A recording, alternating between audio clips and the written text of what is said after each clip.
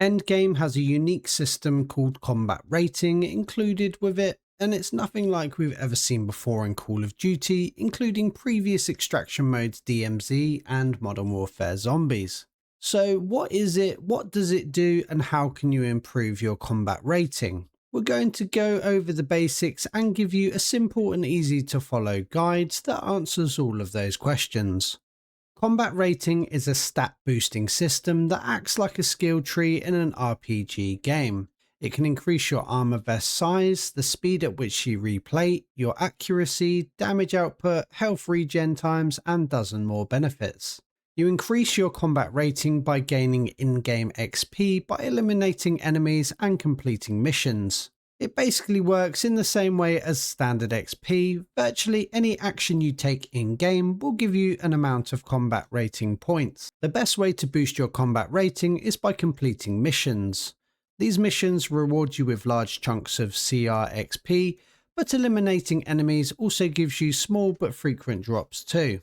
You don't need to do anything other than collect points and then choose one of two paths to take once you reach the next level of combat rating. Every time you increase a level of combat rating, you'll be asked to pick one of two traits on screen. It is entirely up to the player which option they take. The choice that you don't make will likely circle back around again later anyway, so it's whatever you think is a priority to you at that time. If you want to move around Avalon quickly, you can choose the movement speed options, or if you prefer to take your time, you can choose weapon damage or armor upgrades. The choice really is yours. Combat rating levels are also recommended for the higher tier zones. The higher the tier, the harder the enemies get. So you need to be a certain level to be able to face off against those enemies. I'll pop the recommended combat rating levels and zones up on the screen now so you can get an idea of what CR level you should be before pushing into the next area. As you can see from the image on the screen, Avalon is broken up into 4 tier zones, much like Modern Warfare Zombies in Modern Warfare 3.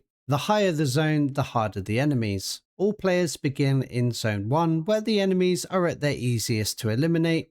As you move into Zone 2, it is recommended that you are at least combat rating 10, then Zone 3 is 30 and Zone 4 is 45. The maximum combat rating you can reach at this time is 60. Now if you are playing solo and you are wiped, you will lose every single level of combat rating and reset back to 1. If you are playing as a squad and all your teammates are wiped, you will also lose everything.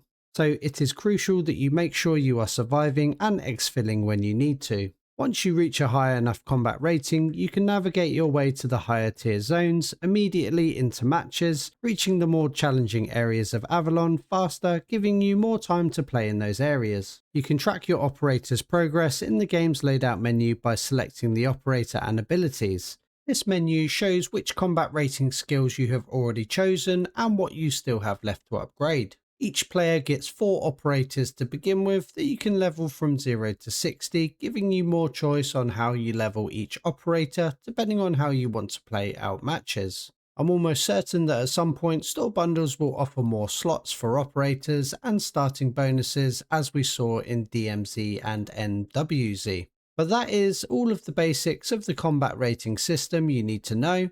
The most important aspect is keeping your operator alive and making sure you successfully exfil every single round. Otherwise you might lose your progress. I'll be uploading a lot more endgame videos in the coming days and weeks, so be sure to drop a sub so you don't miss out. Have a great day.